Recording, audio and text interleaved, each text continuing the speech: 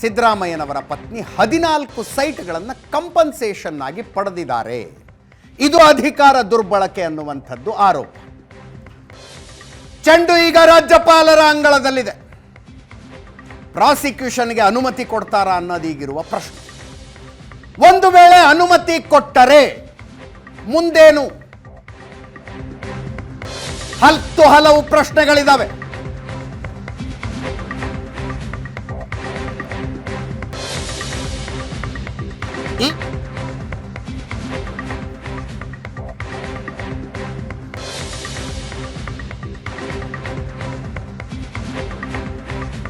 ನಿನ್ನೆ ಮಂತ್ರಿ ಪರಿಷತ್ ತೆಗೆದುಕೊಂಡಿರುವ ನಿರ್ಣಯ,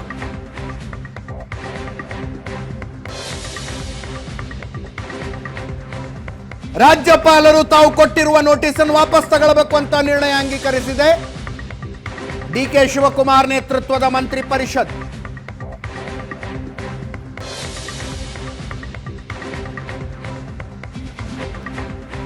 ಇದನ್ನ ರಾಜ್ಯಪಾಲರು ಗೌರವಿಸ್ತಾರ? ಈ ಹಿಂದಿನ ಜಡ್ಜ್ಮೆಂಟ್ಗಳು ಏನು ಹೇಳ್ತವೆ?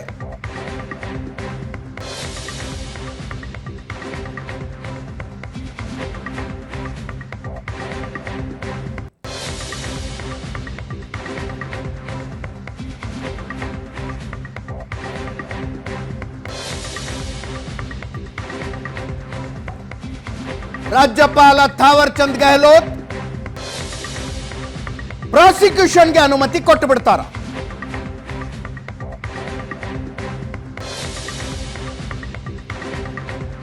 ಅನುಮತಿ ಕೊಟ್ಟರೆ ಮುಖ್ಯಮಂತ್ರಿಗಳ ಮುಂದೇನು ಮಾಡ್ತಾರೆ?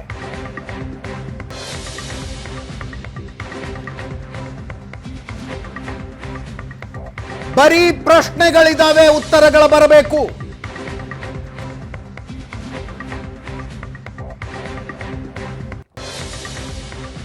ಮುಖ್ಯಮಂತ್ರಿ ಸಿದ್ದರಾಮಯ್ಯನವರು ಮಾತ್ರ ನಾನು ಯಾವುದಕ್ಕೂ ತಲೆ ಕೆಡಿಸಿಕೊಂಡಿಲ್ಲ ಅನ್ನೋ ತರಾನೇ ಇದ್ದಾರೆ. ಇದಕ್ಕೆಲ್ಲ ನಾನು ಹೆದರೋದಿಲ್ಲ, ತಪ್ಪು ಮಾಡಿದ್ರೆ ತಾನೇ ಹೆದರೋದು. ರಾಜ್ಯಪಾಲರು ಬಿಜೆಪಿ ಜೆಡಿಎಸ್ನ ಕೈಗೊಂಬೆಯಾಗಿ ವರ್ತಿಸಿದ್ದಾರೆ. 136 ಶಾಸಕರ ಬೆಂಬಲದಿಂದ ಮುಖ್ಯಮಂತ್ರಿಯಾಗಿರೋನು ನಾನು. ಸಿದ್ದರಾಮಯ್ಯನವರ ಪ್ರತಿಕ್ರಿಯೆ ಇದು. ದೂರುದಾರ ಟಿಜೆ ಅಬ್ರಹಾಂ ಒಬ್ಬ ಬ್ಲಾಕ್ ಮೇಲರ್. ಜುಲೈ 16 ಬೆಳಗ್ಗೆ 11ವರೆಗೆ ಕಂಪ್ಲೇಂಟ್ ಕೊಡ್ತಾನೆ. ಅದೇ ದಿನ ನೋಟಿಸ್ ರೆಡಿ ಇದೆ. ಜೊಲ್ಲೆ ನಿರಾಣಿ ಜನಾರ್ದನ ರೆಡ್ಡಿಯ ವಿರುದ್ಧ ದೂರು ಹಂಗೆ ಇದೆ. ರಾಜ್ಯಪಾಲರು ಅವರಿಗೆ ಯಾಕೆ ಶೋಕಾಸ್ ನೋಟಿಸ್ ಕೊಟ್ಟಿಲ್ಲ? ನನಗ್ಯಾಕೆ ತರಾತುರಿಯಲ್ಲಿ ನೋಟಿಸ್ ಕೊಟ್ಟಿದ್ದಾರೆ? ಇದು ಅಧಿಕಾರ ದುರುಪಯೋಗ ಅಂದ್ರು ಮುಖ್ಯಮಂತ್ರಿ. ಕೇಳಿಸ್ಕೊಳ್ಳಿ. ಅವರು ಮಾಡಿಲ್ಲ, ನಾನು ಯಾಕೆ ಹೆದರ್ಕೋಬೇಕು? ಕಾನೂನು ತಪ್ಪು ಮಾಡಿದ್ರೆ ತಾನೇ ಹೆದರ್ಕೋಬೇಕು. ನಾನು ತಪ್ಪೇ ಮಾಡಿಲ್ವಲ್ಲ. ರಾಜ್ಯಪಾಲರು ಸಂಪೂರ್ಣವಾಗಿ ಕೇಂದ್ರ ಸರ್ಕಾರದ ಕೈಗೊಂಬೆ ರೀತಿಯಲ್ಲಿ ಕೆಲಸ ಮಾಡಿದ್ದಾರೆ. ಬಿಜೆಪಿ ಜೆಡಿಎಸ್ನವರ ಕೈಗೊಂಬೆಯಾಗಿ ಕೆಲಸ ಮಾಡಿದ್ದಾರೆ. 136 ಜನ ಆಶೀರ್ವಾದ ಮಾಡಿ ಕಳಿಸಿದ್ದಾರೆ. ಅಂತ ಸರ್ಕಾರದ ಮುಖ್ಯಮಂತ್ರಿ ನಾನು. My role is not there. ರಾಜಭವನವನ್ನು ದುರ್ಬಳಕೆ ಮಾಡ್ಕೊತಾ ಇದೆ. ಎಲೆಕ್ಟೆಡ್ ಗವರ್ಮೆಂಟ್ ಅನ್ನ ಡಿಸ್ಟೆಬಿಲೈಸ್ ಮಾಡಬೇಕು ಅಂತ ಹೊರಟಿದ್ದಾರೆ. ನೀನು ಹೇಳ್ತಾ ಇದೆಯಲ್ಲ, ಅಶೋಕ ಹೇಳದ್ ನನಗೆ ಕೇಳಿದ್ರೆ ಅಶೋಕ ಎದುರ್ಕೊಂಡಿರ್ಬೇಕು. ನನಗೆ ಯಾಕೆ ಹೆದರಿಕೆ? 26/7/2024 ಕಂಪ್ಲೇಂಟ್ ಕೊಟ್ಟವ್ರೆ 11ವರೆಗೆ. ಅವತ್ತೇ ರಾಜ್ಯಪಾಲರು ಶೋಕಾಸ್ ನೋಟಿಸ್ ಕೊಡ್ತಾರೆ. ನನಗೆ ನೋಟಿಸ್ ಕೊಡುವಾಗ ಎಲ್ಲ ಕಾನೂನನ್ನ ಕೂಲಂಕಷವಾಗಿ ನೋಡಬೇಕಾಗಿತ್ತಲ್ವ. ಏನೂ ನೋಡಿಲ್ಲ, ಆತಾತರವಾಗಿ ಮಾಡಿದ್ದಾರೆ. ಅವತ್ತೇ ಕೊಡ್ತಾರೆ. ಆಮೇಲೆ 10 ಗಂಟೆಗೆ ನಮ್ಮ ಅತೀಕಿಗೆ ಫೋನ್ ಮಾಡಿ ಅವ್ರು ಯಾರೋ ಪ್ರಭುಶಂಕರ್ ಅಂತ ಅವರ special officer focus notice ready ಇದೆ ತಗೋಬೇಕು ಅಂತ ಹೇಳ್ತಾರೆ. ಈಗ ರಾತ್ರಿ ಆಗ್ಬಿಟ್ಟಿದೆ, ಈಗಾಗಲ್ಲ ಅಂತ ಹೇಳ್ತಾರೆ. ಆಮೇಲೆ ನಾಳೆ 2 ಗಂಟೆಗೆ ಕೊಡ್ತಾರೆ. ಅಷ್ಟೊಂದು ಆತುರವಾಗಿ ಕೊಟ್ಟಿದಾರಲ್ಲ. ಅದೇ ಜೊಲ್ಲೆ ಮೇಲ್ ಕಂಪ್ಲೇಂಟ್ ಇದೆ, ಮತ್ತೆ ಅಬ್ರಾಮ್ ಒಬ್ಬ ಅವನ ಆಂಟಿಜೆಂಟ್ಸ್ ನೋಡಿದಾಗ ಅವನೊಬ್ಬ ಬ್ಲ್ಯಾಕ್ ಮೇಲರು. ಮುರುಗೇಶ್ ನಿರಾಣಿ ಮೇಲೆ ಕಂಪ್ಲೇಂಟ್ ಇದೆ, ಜನಾರ್ದನ್ ರೆಡ್ಡಿ ಮೇಲೆ ಕಂಪ್ಲೇಂಟ್ ಇದೆ. ಅವ್ರ ಮೇಲೆ ಏನು ಮಾಡಲ್ಲ, ವರ್ಷಗಟ್ಟಲೆ ಇದೆ. ಅವ್ರ ಮೇಲೆ ಯಾಕೆ ಮಾಡಲಿಲ್ಲ? ಯಾಕೆ ಮಾಡಲಿಲ್ಲ ಏನೋ ಚರ್ಚೆ ಮಾಡೋಣ ಅದನ್ನ. ಸದ್ಯಕ್ಕೆ ಮುಂದೆ ಏನಾಗತ್ತೆ? ಇಲ್ಲಪ್ಪ, ನಾನು ನೋಟಿಸ್ ಕೊಟ್ಟಿದ್ದೆ, ಸಚಿವ ಸಂಪುಟ ಸಿಟ್ಟಾಗ್ಬಿಟ್ಟಿದೆ, ಮಂತ್ರಿ ಪರಿಷತ್ ನಿರ್ಣಯ ಅಂಗೀಕರಿಸಿದೆ, ರಾಜ್ಯಪಾಲರೇ ನೀವು ಮಾಡ್ತಾ ಇರೋದು ಸರಿಯಲ್ಲ, ವಾಪಸ್ ತಗೊಳ್ಳಿ ಇದನ್ನ ಅಂತ.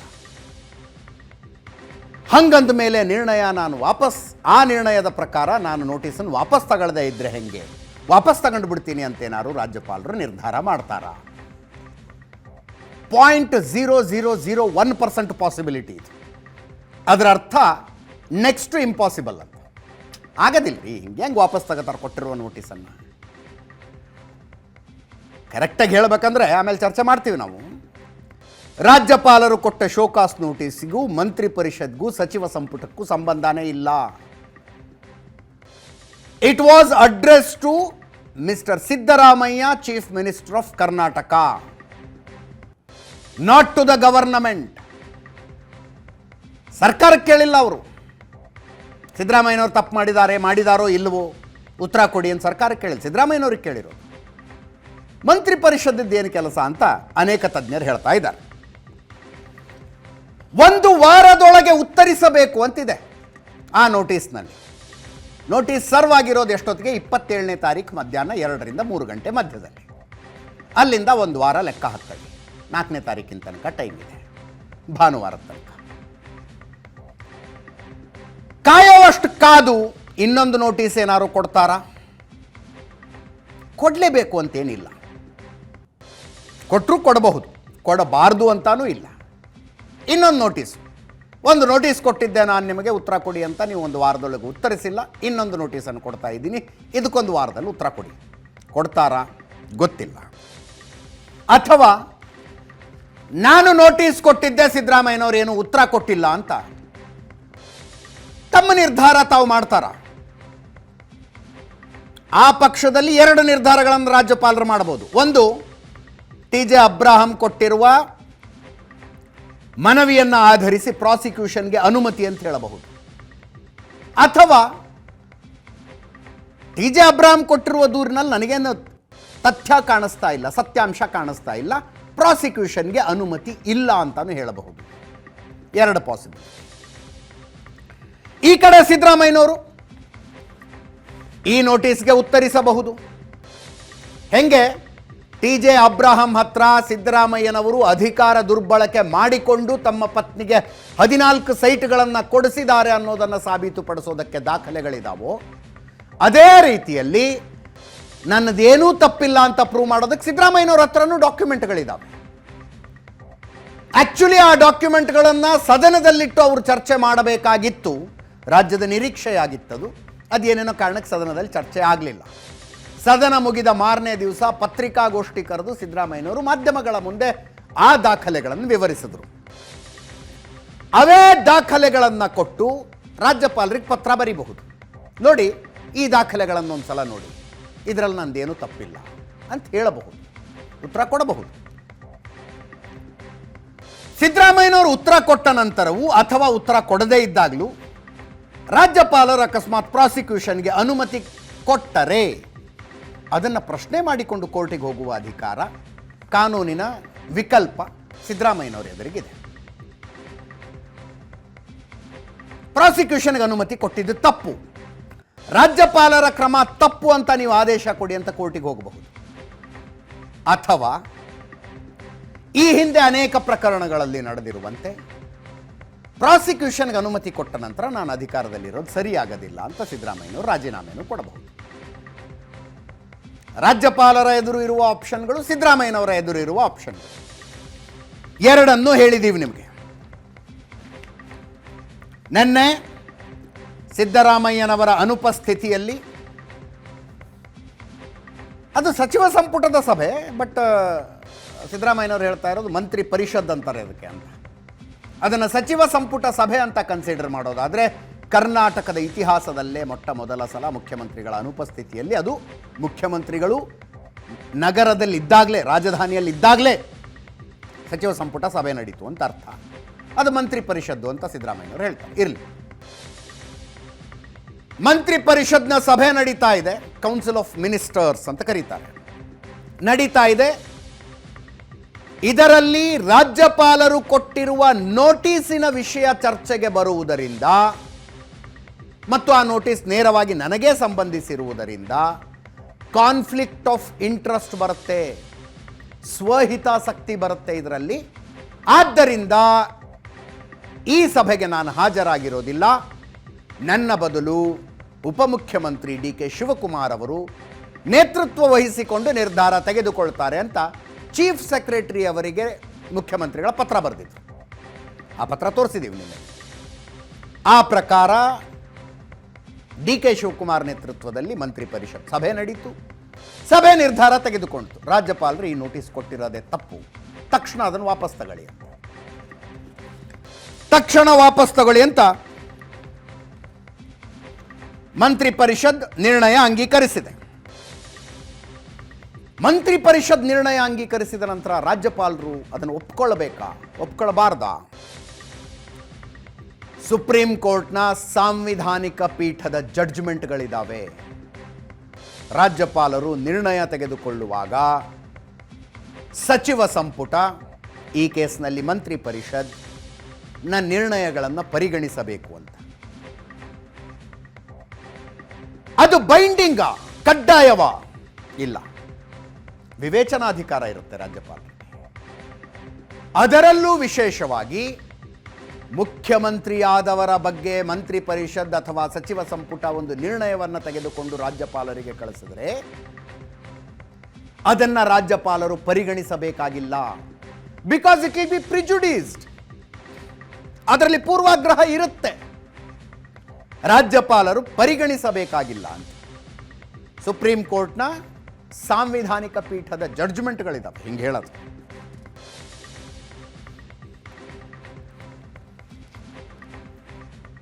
ಇದು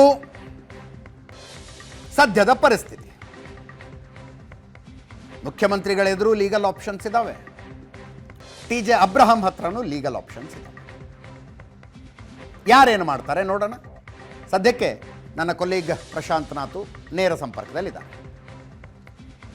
ಜೊತೆಗೆ ನಮ್ಮ ಪೊಲಿಟಿಕಲ್ ಬ್ಯೂರೋ ಚೀಫ್ ಆನಂದ್ ಬೈದನ ಮನೆ ಇದ್ದಾರೆ. ಪ್ರಶಾಂತ್, ದೆಹಲಿಗೆ ಹೋಗಿರುವ ರಾಜ್ಯಪಾಲರು 5ನೇ ತಾರೀಕು ವಾಪಸ್ ಬರ್ತಾರೆ. ಬಂದ ನಂತರ ನಿರ್ಧಾರ ತೆಗೆದುಕೊಳ್ಳಬಹುದಾ TJ ಅಬ್ರಹಾಂ ಅವರ ಅರ್ಜಿ ವಿಚಾರದಲ್ಲಿ? ಅದು ನೋಡಿ, ಅಬ್ರಾಹಂ ರಿಪ್ರೆಸೆಂಟೇಷನ್ ಬಂದ ನಂತರ ರಾಜ್ಯಪಾಲರು ಒಂದು ಶೋಕಾಸ್ ನೋಟಿಸನ್ನು ಮುಖ್ಯಮಂತ್ರಿಗಳಿಗೆ ಕೊಟ್ಟಿದ್ದಾರೆ. ಎಸ್, ಲೀಗಲಿ ಇಲ್ಲಿಯವರೆಗೆ ಅವರು ನೋಟಿಸ್ ಕೊಟ್ಟಿದ್ದು ತಪ್ಪು ಅನ್ನೋದನ್ನು ನೀವು ಇಂಟರ್ಪ್ರಿಟ್ ಮಾಡೋಕ್ಕಾಗಲ್ಲ. ಯಾಕಂದರೆ ಇಟ್ ಈಸ್ ನಾಟ್ ದ್ಯಾಟ್ ನೀವೀಗ ಕಂಪ್ಲೇಂಟ್ ಬಂತು ಅಂತ ತಿಳ್ಕೊಳ್ಳಿ, ಬರೀ ಕಂಪ್ಲೇಂಟನ್ನು ಆಧಾರದ ಮೇಲೆ ರಾಜ್ಯಪಾಲರು ಅವರ ವಿವೇಚನೆಯನ್ನು ಬಳಸಲ್ಲ. ಕರೆಕ್ಟ್. ಒನ್ ಸೈಡ್ ಕಂಪ್ಲೇಂಟ್ ಬಂದಾಗ, ಆದರೆ ಈ ಹಿಂದೆ ಬಳಸಿದ್ರು. ಯಡಿಯೂರಪ್ಪನವರ ವಿರುದ್ಧ ಸಿರಾಜಿನ್ ಪಾಷಾ ಮತ್ತು ಇನ್ನೊಬ್ಬರು ಕಂಪ್ಲೇಂಟ್ ಮಾಡಿದಾಗ ಯಡಿಯೂರಪ್ಪನವ್ರಿಗೆ ಈ ನೋಟಿಸ್ ಕೊಟ್ಟಿರಲಿಲ್ಲ ಅಂತ. ಅದನ್ನ ಕೋರ್ಟ್ ಪ್ರಶ್ನೆ ಮಾಡಿತ್ತು, ಯಾಕೆ ಕೊಡಲಿಲ್ಲ ಅಂತ. ಅದಕ್ಕೆ ಯಾವುದೇ ಪ್ರೆಸಿಡೆನ್ಸ್ ಇಲ್ಲ. ನೀವು ಈ ರೀತಿ ರಾಜ್ಯಪಾಲರ ಡಿಸ್ಕ್ರಿಷನ್ ಪವರ್ಸ್ ಇರ್ತಕ್ಕಂಥ ಸಂದರ್ಭದಲ್ಲಿ ಹೀಗೆ ಇದು ನಡೆಯುತ್ತೆ ಅಂತಕ್ಕಂಥದ್ದಿಲ್ಲ. ಎವ್ರಿ ಕೇಸ್ ಒಂದು ಅಪರೂಪದ ಪ್ರಕರಣ, ಅದರ ಮೇಲೆ ನೀವು ಇಂಟರ್ಪ್ರಿಟ್ ಮಾಡ್ತಾ ಹೋಗ್ಬೋದು. ಈಗ ಸಿದ್ದರಾಮಯ್ಯನವ್ರು ಏನು ಹೇಳ್ತಿದ್ದಾರೆ, ಅವರು ಬಂದ ತಕ್ಷಣ ಅವತ್ತು ಸಂಜೆ ಕೊಡುವ ತರಾತುರಿ ಏನಿತ್ತು ಅಂತಕ್ಕಂಥದ್ದು. ರಾಜ್ಯಪಾಲರು ಅಪ್ಲಿಕೇಶನ್ ಆಫ್ ಮೈಂಡನ್ನು ಅಬ್ರಾಮ್ದು ಇಟ್ಕೊಂಡು, ಅಂದರೆ ರಾಜ್ಯಪಾಲರು ಇದನ್ನು ಹೇಳ್ಬೋದು. ಈಗ ರಾಜ್ಯಪಾಲರ ಕಡೆಯಿಂದ ಯಾರು ಹೇಳೋರಿಲ್ಲ ಅನ್ನುವ ಕಾರಣಕ್ಕೋಸ್ಕರ ಇದನ್ನು ನಾವು ಹಾಗೆ ಇಂಟರ್ಪ್ರಿಟ್ ಮಾಡಬಹುದು. ಓಕೆ, ಅಬ್ರಾಹಂರ ದೂರು, ಅದಕ್ಕೆ ಸಿದ್ದರಾಮಯ್ಯನವರ ಉತ್ತರ. ಇದನ್ನು ಇಟ್ಕೊಂಡು ನಾನು ಅಪ್ಲಿಕೇಶನ್ ಆಫ್ ಮೈಂಡ್ ಮಾಡ್ತೀನಿ, ಇದನ್ನು ಇಟ್ಕೊಂಡು ನಾನು ಪ್ರೊಪ್ರೈಟ್ರಿ ಏನು ಅಂತಕ್ಕಂಥದ್ದನ್ನು ನನ್ನ ಡಿಸ್ಕ್ರಿಷನ್ ಉಪಯೋಗಿಸಿ ನಿರ್ಧಾರ ಮಾಡ್ತೀನಿ ಅಂತಕ್ಕಂಥದ್ದನ್ನು ರಾಜ್ಯಪಾಲರು ಹೇಳುವ ಪ್ರಯತ್ನವನ್ನು ಕೂಡ ಮಾಡ್ತಾ ಇರಬಹುದು. ಈಗ ಅವ್ರು ಇದನ್ನು ಇಟ್ಕೊಂಡು ಕೂತಿದ್ರು ಅಂತ ತಿಳ್ಕೋಣ. 15 ದಿನ ಇಟ್ಕೊಂಡು ಕೂತಿದ್ರು, ಆಮೇಲೆ ನೋಟಿಸ್ ಕೊಟ್ಟು ನೀವು ಯಾಕೆ 15 ದಿನ ಇಟ್ಕೊಂಡು ಕೂತ್ರಿ? ಹಂಗೆ ಮಾಡಿದ್ರು ತಪ್ಪು, ಹಿಂಗೆ ಮಾಡಿದ್ರು ತಪ್ಪು ಪ್ರಶ್ನೆಗಳನ್ನು ಕೇಳ್ಬೋದು. ಅಂದರೆ ನಾನು ಹೇಳೋದು ರಾಜ್ಯಪಾಲರು ಪೊಲಿಟಿಕಲ್ ಅಲ್ಲ ಅನ್ನೋದನ್ನು ನಾನು ಹೇಳೋ ಪ್ರಯತ್ನ ಮಾಡಲ್ಲ. ನಿನ್ನೆನೂ ಕೂಡ ನೀವು ಹೇಳಿದ್ರಿ, ಇಟ್ ವಾಸ್ ರೈಟ್. ರಾಜ್ಯಪಾಲರು ಮತ್ತು ಸ್ಪೀಕರ್ ಇವತ್ತಿನ ವ್ಯವಸ್ಥೆಯಲ್ಲಿ ದೇ ಆರ್ ಪೊಲಿಟಿಕಲಿ ಅಪಾಯಿಂಟೀಸ್. ಹಾಗಾಗಿ ತಮ್ಮ ರಾಜಕೀಯ ಪಕ್ಷಗಳು ಏನು ಹೇಳ್ತವೆ ಅಂತಕ್ಕಂಥದ್ದನ್ನು ಕೇಳಿ ನಿರ್ಧಾರ ತೆಗೆದುಕೊಳ್ತಾರೆ. ಆದರೆ ಅದು ಕಾನ್ಸ್ಟಿಟ್ಯೂಷನಲ್ ಪ್ರೊವಿಷನ್ಸ್ನ ಅಡಿಯಲ್ಲಿ ಬರುತ್ತಾ ಇಲ್ವಾ ಅಂತಕ್ಕಂಥದ್ದು ಮಾತ್ರ ಪ್ರಶ್ನೆ. ಈಗ ನಿನ್ನೆ ಕೂಡ ನಾವು ಚರ್ಚೆ ಮಾಡಿದ್ವಿ, ಕೇಜ್ರಿವಾಲ್ ಪ್ರಕರಣದಲ್ಲಿ, ಹೇಮಂತ್ ಸೊರೇನ್ ಪ್ರಕರಣದಲ್ಲಿ, ಯಡಿಯೂರಪ್ಪನವರ ಪ್ರಕರಣದಲ್ಲಿ ರಿಪೋರ್ಟ್ಗಳಿದ್ವು. ಎಸ್. ಆದರೆ ನಿಮಗೆಲ್ಲೂ ಆರ್ಟಿಕಲ್ 163 ರಾಜ್ಯಪಾಲರ ಕೆಲಸ ಅಂತಕ್ಕಂಥದ್ದು ನೋಡುವಾಗ ರಿಪೋರ್ಟ್ ಇರಬೇಕು ಅಂತಕ್ಕಂಥದ್ದನ್ನು ಹೇಳ್ತಾ ಇಲ್ಲ. ರಿಪೋರ್ಟ್ ಇಲ್ಲ, ಹೀಗಾಗಿಯೇ ನಾನು ಪ್ರಾಸಿಕ್ಯೂಷನ್ ಕೊಡ್ತಾ ಇದ್ದೀನಿ, ಅಲ್ಲಿ ಡಿಸೈಡ್ ಆಗಲಿ ಅಂತಕ್ಕಂಥದ್ದನ್ನು ರಾಜ್ಯಪಾಲರು ಹೇಳಲು ಅವಕಾಶ ಇದೆ. ಎಸ್. ಹೀಗಿರುವ ಸಂದರ್ಭದಲ್ಲಿ ನನಗನ್ಸುತ್ತೆ ಕೊಟ್ಟರೆ ಏನಾಗತ್ತೆ. ಈಗ ಕೊಡದೇ ಇದ್ದರೆ ನೋ ಡೌಟ್ ಏನೂ ಆಗಲ್ಲ. ಹೌದು, ಕೊಡದೇ ಇದ್ದರೆ ಅಲ್ಲ, ಕೊಡದೇ ಇದ್ದರೆ ಮತ್ತೆ ಕೊಡದೇ ಇರುವ ನಿರ್ಧಾರವನ್ನು ಜುಡಿಷಿಯಲ್ ಸ್ಕ್ರೂಟ್ನಿಗೆ ತೆಗೆದುಕೊಂಡು ಹೋಗುವ ಅವಕಾಶ ಅಬ್ರಹಾಂಗಿದೆ. ಅಜಿತ್, ಜುಡಿಷಿಯಲ್ ಸ್ಕ್ರೂಟ್ನಿ ಕೊಡದೇ ಇರುವ ನಿರ್ಧಾರದ ಮೇಲೆ ಆಗಲ್ಲ. ಓಕೆ. ಈಗ ರಾಜ್ಯಪಾಲರು ಕೊಡದೇ ಇರುವ ನಿರ್ಣಯ ತೆಗೆದುಕೊಂಡ್ರೆ court cannot direct governor, you decide, you adjudicate the matter, ನೀವು ಇದನ್ನು ನೋಡಿ ಅಂತಕ್ಕಂಥದ್ದನ್ನು ಕೋರ್ಟ್ಗಳು ಹೇಳಲಿಕ್ಕೆ ಬರಲ್ಲ. Abraham at best can approach court. ಕೋರ್ಟ್ಗಳು ಈ ಪ್ರಕರಣದಲ್ಲಿ ಮೇಂಟೈನಬಿಲಿಟಿ ಇದೆ ಅಂತ ಹೇಳಿದರೆ ಆಗ ನೀವು ಸ್ಯಾಂಕ್ಷನ್ ಆಫ್ ಪ್ರಾಸಿಕ್ಯೂಷನ್ ತೊಗೊಂಡು ಬನ್ನಿ ಅಂದಾಗ ರಾಜ್ಯಪಾಲರ ಬಳಿಗೆ ಅವಕಾಶ ಇರುತ್ತೆ ಹೊರತು court cannot direct governor to give prosecution, sanction for prosecution. ನನಗನ್ಸುತ್ತೆ ಅಬ್ರಾಹಂ, ನಾನು ಒಬ್ಬ ಹಿರಿಯ ವಕೀಲರ ಹತ್ರ ಮಾತಾಡ್ತಾ ಇದ್ದೆ, ಅಬ್ರಾಹಂ ಹತ್ರ ಅವಕಾಶ ಇದೆ ಅಂದರು. ಯಾಕಂದರೆ ಅವರೊಂದು ಸನ್ನಿವೇಶ ಹೇಳಿದ್ರು, ಅಕಸ್ಮಾತ್ ಈಗ ಕೇಂದ್ರದಲ್ಲೂ ಕಾಂಗ್ರೆಸ್ಸೇ ಅಧಿಕಾರದಲ್ಲಿತ್ತು ಅಂತ ಇಟ್ಕೊಳ್ಳಿ, ಇಲ್ಲೂ ಕಾಂಗ್ರೆಸ್ಸೇ ಇದೆ, ರಾಜ್ಯಪಾಲರು ಎಷ್ಟೇ ನಾನ್ ಪೊಲಿಟಿಕಲ್ಲು ಸಾಂವಿಧಾನಿಕ ಹುದ್ದೆ ಅಂದರೂ ಕೂಡ ಒಂದು ಪೊಲಿಟಿಕಲ್ ಪ್ರೆಷರ್ಗೆ ಒಳಪಟ್ಟು ಇಲ್ಲ ನಾನು ಪ್ರಾಸಿಕ್ಯೂಷನ್ಗೆ ಅನುಮತಿ ಕೊಡೋದಿಲ್ಲ ಅಂದರೆ ನನ್ನ ಹತ್ರ ಇರುವ ದಾಖಲೆಗಳನ್ನು ನೀವು ಪರಿಗಣಿಸಲಿಲ್ಲ ಅಂತ ದೂರುದಾರರು ಕೋರ್ಟಿಗೆ ಹೋಗುವ ಅವಕಾಶ ಇರುತ್ತೆ ಅಂತಂದ್ರೆ ಅವರು. Okay, let us discuss about it. Antulay ಕೇಸಲ್ಲಿ ಅದೇ ಆಗಿತ್ತು. ಮಹಾರಾಷ್ಟ್ರದಲ್ಲೂ ಕಾಂಗ್ರೆಸ್ ಇತ್ತು, ಕೇಂದ್ರದಲ್ಲೂ ಕಾಂಗ್ರೆಸ್ ಇತ್ತು. 83 ಇಂದಿರಾ ಗಾಂಧಿ ಗೌರ್ಮೆಂಟ್ ಸಂದರ್ಭದಲ್ಲಿ. ಎಸ್. RS ನಾಯಕ್ ಅವರು ಕೋರ್ಟಿಗೆ ಅಪ್ರೋಚ್ ಮಾಡಿದರು, ಯಾಕಂದರೆ ರಾಜ್ಯಪಾಲರು ಸ್ಯಾಂಕ್ಷನ್ ಅನುಮತಿ ಕೊಡಲಿಲ್ಲ. ಹೈಕೋರ್ಟ್ಗೆ ಹೋದರು, ಆದರೆ ಹೈಕೋರ್ಟೇ ಈ ಪ್ರಕರಣವನ್ನು ತನಿಖೆಗೆ ಒಪ್ಪಿಸ್ಬಿಡ್ತು. ಟ್ರಯಲ್ ಕೋರ್ಟಿಗೆ ಐ ಬಿಲೀವ್ ಅಂದರೆ ಅಧಿಕಾರ ಇರೋಲ್ಲ, ಹೈಕೋರ್ಟಿಗೆ ಅಧಿಕಾರ ಇರುತ್ತೆ. ಆಗ ಅಂತುಳೆ ಹೈಕೋರ್ಟ್ನಲ್ಲಿ ಇನ್ನೇನು ನಾಳೆ ತೀರ್ಪು ಬರುತ್ತೆ ಅನ್ನುವಾಗ ಅವರು ಅಂತುಳೆ ರಾಜೀನಾಮೆ ಕೊಟ್ಬಿಟ್ರು. ಓಕೆ. ಪ್ರಕರಣದಲ್ಲಿ ಅಂದರೆ ನಾನು ಹೇಳೋದು ರಾಜ್ಯಪಾಲರಿಗೆ ಡೈರೆಕ್ಟ್ ಮಾಡ್ಲಿಕ್ಕೆ ಬರಲಿಕ್ಕಿಲ್ಲ. ಯಾಕಂದರೆ ರಾಜ್ಯಪಾಲರನ್ನ ಕೋರ್ಟ್ ಹೆಂಗೆ ಡೈರೆಕ್ಟ್ ಮಾಡುತ್ತೆ, ನೀವು ಪ್ರಾಸಿಕ್ಯೂಷನ್ ಅನುಮತಿ ಕೊಡಿ ಅಂತ ಹೆಂಗೆ ಹೇಳುತ್ತೆ? ಅದು ನಿಜ. That is a discretion of a governor. Correct. At best ನನಗನ್ಸುತ್ತೆ ಯಾಕೆ Abraham not approach to court first? Trial court ಇದನ್ನು ರಿಜೆಕ್ಟ್ ಮಾಡಬೇಕಾದ್ರೆ ಏನಾಗುತ್ತೆ ಅವಾಗ? ಟ್ರಯಲ್ ಕೋರ್ಟ್ ಇದನ್ನು ಅಡ್ಮಿಟ್ ಮಾಡಿಕೊಂಡ್ರೆ ಕೇಸ್ ಮಾತ್ರ ಅಬ್ರಹಾಂಗೆ ಒಂದು ರೀತಿಯ ಮೊಬಿಲಿಟಿ ಅಂತ ಸಿಕ್ತಿತ್ತೋ ಏನೋ. ಹೌದು ಹೌದು. ಆ ಕಾರಣದಿಂದ ಅವರು ಮೊದಲು ರಾಜ್ಯಪಾಲರ ಬಳಿಗೆ ಬಂದಿದ್ದಾರೆ.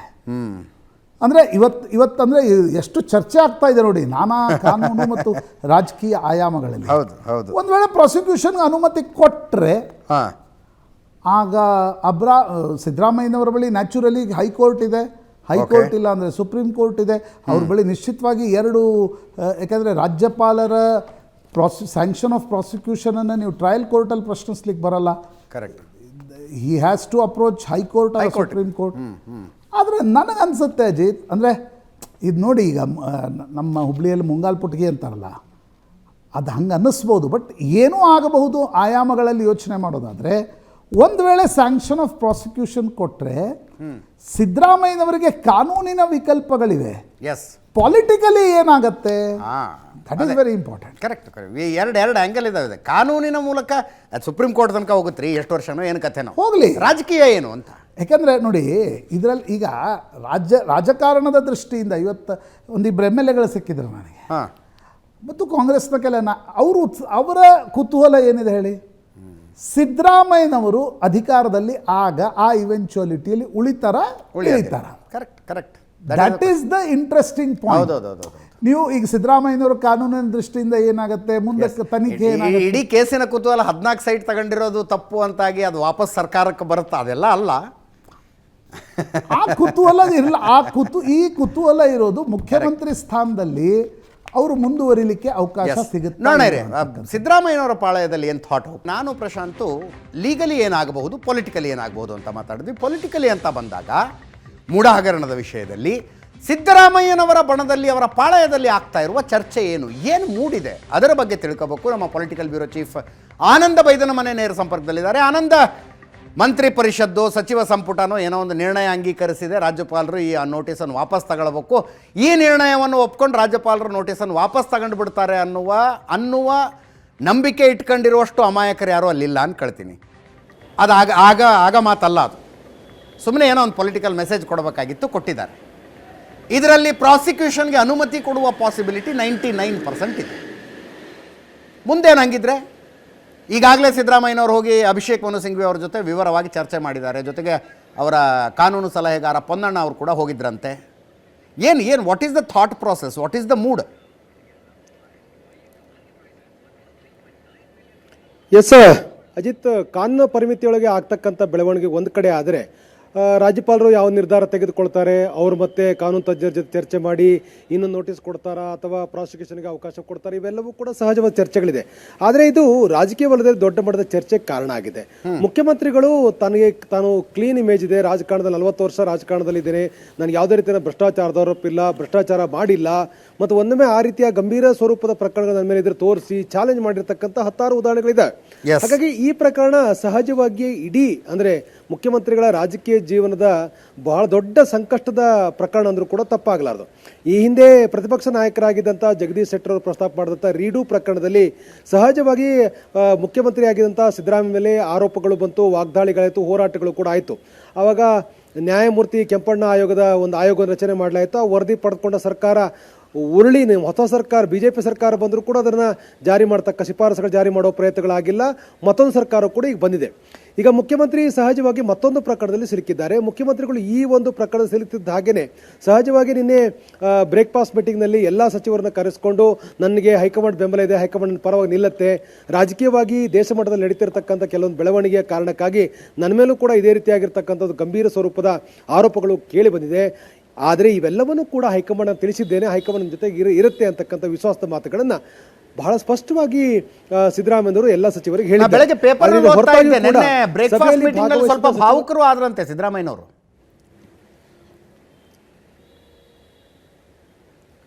ಎಸ್, ಸಭೆಯ ಆರಂಭದಲ್ಲಿ ಇಡೀ ಪ್ರಕರಣ ವಿವರಿಸುವ ಸಂದರ್ಭದಲ್ಲಿ ಅವರು ಕ್ಯಾಸುವಲ್ ಆಗಿ ಇರಲಿಲ್ಲ ಅಂತಕ್ಕಂಥ ಮಾತುಗಳು ಕೂಡ ಕೇಳಿ ಬರ್ತಾ ಇದೆ. ಯಾಕಂದ್ರೆ ಎಲ್ಲ ಸಚಿವರುಗಳು ಕೂಡ ಇದ್ರು, ಅವ್ರ ಜೊತೆ ಮಾತಾಡುವ ಸಂದರ್ಭದಲ್ಲಿ ಇಡೀ ಪ್ರಕರಣ ವಿವರಿಸಿದ್ದಾರೆ. ಪ್ರಕರಣಗಳನ್ನ ವಿವರಿಸುವ ಸಂದರ್ಭದಲ್ಲಿ ಅವರು ಯಾವುದೇ ಒಂದು ಸಬ್ಜೆಕ್ಟ್ ಅನ್ನು ವಿವರಿಸುವಾಗ ಸಿದ್ದರಾಮಯ್ಯ ಕ್ಯಾಸುವಲ್ ಆಗಿರ್ತಾರೋ ಆ ರೀತಿ ಇರಲಿಲ್ಲ ಅಂತಕ್ಕಂಥ ಮಾತುಗಳು ಕೂಡ ಇದೆ.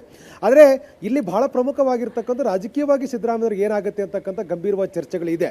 ಅಂದ್ರೆ ಒಂದೊಮ್ಮೆ ಏನಾದರೂ ಕೂಡ ಪ್ರಾಸಿಕ್ಯೂಷನ್ ಅವಕಾಶ ಕೊಟ್ಟರೆ ಇದನ್ನು ನಿಜವಾಗ್ಲೂ ಕೂಡ ಎದುರಿಸೋ ಜೊತೆಗೇನೆ ರಾಜಕೀಯವಾಗಿ ಯಾವ ನಿರ್ಧಾರ ತೆಗೆದುಕೊಳ್ತಾರೆ ಅಥವಾ ತೆಗೆದುಕೊಳ್ಳಬಹುದು ಅಂತಕ್ಕಂಥ ಸಹಜವಾದ ಕುತೂಹಲ ಇದೆ.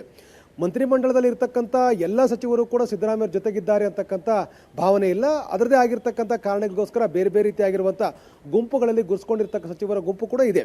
ಸೊ ಹಾಗಾಗಿ ಒಟ್ಟಾರೆ ಡೆವಲಪ್ಮೆಂಟ್ಗಳನ್ನು ಯಾರು ಹೇಗೆ ತೆಗೆದುಕೊಳ್ತಾರೆ, ಯಾವ ರೀತಿಯ ಲಾಭವನ್ನು ಪಡ್ಕೊಳ್ಳಿಕ್ಕೆ ಸಾಧ್ಯತೆಗಳಿದೆ ಎಲ್ಲದರ ಬಗ್ಗೆ ಕೂಡ ಚರ್ಚೆ ಮಾಡ್ತಕ್ಕಂಥ ಮತ್ತು ಎಲ್ಲ ಪ್ರಯತ್ನಗಳನ್ನು ಮಾಡುವಂಥ ಅವಕಾಶಗಳಿದೆ ಅಂತಕ್ಕಂಥದ್ದು ಸಿದ್ದರಾಮಯ್ಯವ್ರಿಗೆ ಕೂಡ ಗೊತ್ತು ಮತ್ತು ಸಿದ್ದರಾಮಯ್ಯ ಜೊತೆಗಿರ್ತಕ್ಕಂಥ ಎಲ್ಲ ನಾಯಕರಿಗೂ ಕೂಡ ಗೊತ್ತು.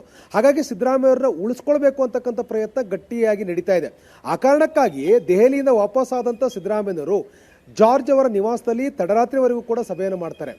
ಸಭೆಯನ್ನು ಮಾಡಿ ಆಪ್ತ ಚರ್ಚೆಯನ್ನು ಮಾಡ್ತಾರೆ. ತಮ್ಮ ಪುತ್ರ ಯತೀಂದ್ರ ಸಿದ್ದರಾಮಯ್ಯ ಸೇರಿದಾಗೆ ಕೆಲ ಆಪ್ತ ಚರ್ಚೆಯನ್ನು ಸುದೀರ್ಘ ತಡರಾತ್ರಿವರೆಗೂ ಕೂಡ ಚರ್ಚೆ ಮಾಡ್ತಾರೆ. ಚರ್ಚೆ ಮಾಡಿ ಬಂದ ನಂತರದಲ್ಲಿ ಅವರು ನಿನ್ನೆ ಬ್ರೇಕ್ಫಾಸ್ಟ್ ಮೀಟಿಂಗನ್ನು ಕರೆದಿರ್ತಕ್ಕಂಥದ್ದು. ಸಿದ್ದರಾಮಯ್ಯವರು ಆಗ್ತಕ್ಕಂಥ ಎಲ್ಲ ಬೆಳವಣಿಗೆ ಬಗ್ಗೆ ಕೂಡ ಸ್ಪಷ್ಟವಾಗಿರ್ತಕ್ಕಂಥ ಅಭಿಪ್ರಾಯಗಳು ಅವರಿಗಿದೆ, ಅವರಿಗೆ ಜ್ಞಾನವೂ ಕೂಡ ಇದೆ. ಹಾಗಾಗಿ ಇರ್ತಕ್ಕಂಥ ಸನ್ನಿವೇಶವನ್ನು ಹೇಗೆ ಎದುರಿಸಬೇಕು ಅನ್ನೋದ್ರ ಬಗ್ಗೆ ತಮ್ಮದೇ ಆಗಿರ್ತಕ್ಕಂಥ ರೀತಿಯಲ್ಲಿ ಪ್ರಯತ್ನವನ್ನು ಕೂಡ ಮಾಡ್ತಾ ಇದ್ದಾರೆ. ಇನ್ನೊಂದು ಕಡೆ ಪ್ರತಿಪಕ್ಷವಾಗಿರ್ತಕ್ಕಂಥ ಬಿಜೆಪಿ ಮತ್ತು JDS ಇದೇ ವಿಚಾರ ಸಂಬಂಧಪಟ್ಟಾಗಿ ಒಂದು ಪ್ಯಾರಲಲ್ ಆಗಿ ಪಾದಯಾತ್ರೆ ಕೂಡ ಮಾಡ್ತಾ ಇರುವಂಥ ಹಿನ್ನೆಲೆಯಲ್ಲಿ ಸಹಜವಾಗಿ ಈ ಸಬ್ಜೆಕ್ಟು ಜನರ ಬಳಿಗೆ ಹೋಗುವಾಗ ಅತ್ಯಂತ ಗಂಭೀರ ಸ್ವರೂಪವನ್ನು ಪಡ್ಕೊಳ್ತಕ್ಕಂಥ ಸಾಧ್ಯತೆಗಳು ಕೂಡ ಇದೆ. ಸಹಜವಾಗಿಯೇ ಸಿದ್ದರಾಮಯ್ಯವ್ರಿಗೆ ಇರ್ತಕ್ಕಂಥ ಇಮೇಜ್ ಏನಿದೆ ಆ ಇಮೇಜ್ಗೆ ಧಕ್ಕೆ ಆಗ್ತಕ್ಕಂಥ ಎಲ್ಲ ಸಾಧ್ಯತೆಗಳು ಕೂಡ ಇದೆ. ನಾನು ಯಾವುದೇ ಕಾರಣಕ್ಕೂ ಭ್ರಷ್ಟಾಚಾರ ಮಾಡಿಲ್ಲ, ಭ್ರಷ್ಟಾಚಾರ ರಹಿತವಾಗಿ ಸರ್ಕಾರ ಮಾಡಿದ್ದೇನೆ, 40 ವರ್ಷಗಳ ಕಾಲಕ್ಕೆ ಕ್ಲೀನ್ ಇಮೇಜ್ ಇಟ್ಕೊಂಡಿದ್ದೀನಿ ಅಂತಕ್ಕಂಥ ಮಾತನ್ನು ಹೇಳ್ತಾ ಇರೋ ಸಿದ್ದರಾಮಯ್ಯರಿಗೆ ಈಗಿನ ಬೆಳವಣಿಗೆ ದೊಡ್ಡ ಮಟ್ಟದ ಒಂದು ಸಂಕಷ್ಟವನ್ನು ತಂದು ಕೊಟ್ಟಿದೆ. ಹಾಗಾಗಿ ಅದನ್ನು ಬಚಾವಾಗ್ತಕ್ಕಂಥ ಪ್ರಯತ್ನ ಮಾಡ್ತಾ ಇದ್ದಾರೆ.